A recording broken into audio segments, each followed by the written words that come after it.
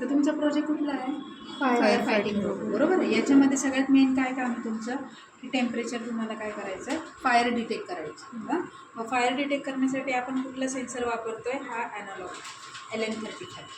ठीक आहे. आता LM35 सेन्सरला डायरेक्ट आपल्याला मोटर किंवा पंप लावता येणार आहे का? नाही.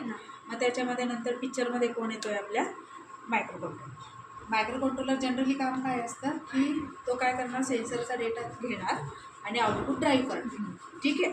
मग आता आपण काय करतोय, हा जो सेन्सर आहे A0 करतो, म्हणजे A0ला लावलेला आहे इथे.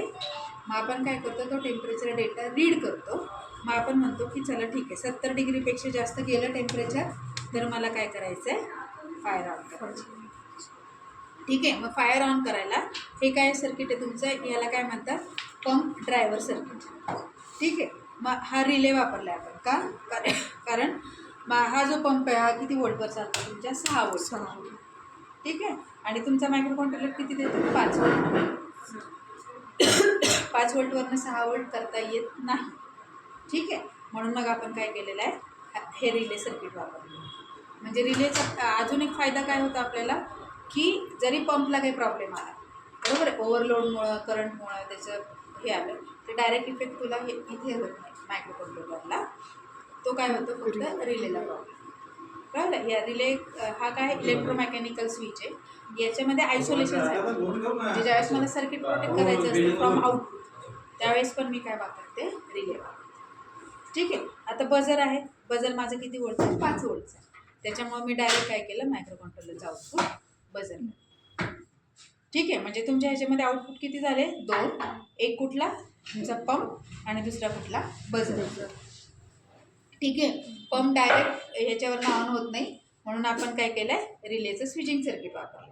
बजर डायरेक्ट ऑन होतं म्हणून आपण डायरेक्ट वायरिंग केलं. ठीक आहे. LM35 पण मायक्रो कंट्रोलर डायरेक्टली रीड करतो म्हणून आपण लावलेलं. कळलं? आणि ही काय आहे तुमची बॅटरी. बॅटरी कुठली आहे तुमची? Lead acid battery. ठीक आहे. आणि त्याचं व्होल्टेज किती आहे? 6 वोल्ट. हे स्विच आहे SPDT. कळलं? आणि हा काय तुमचा रिमोट आहे.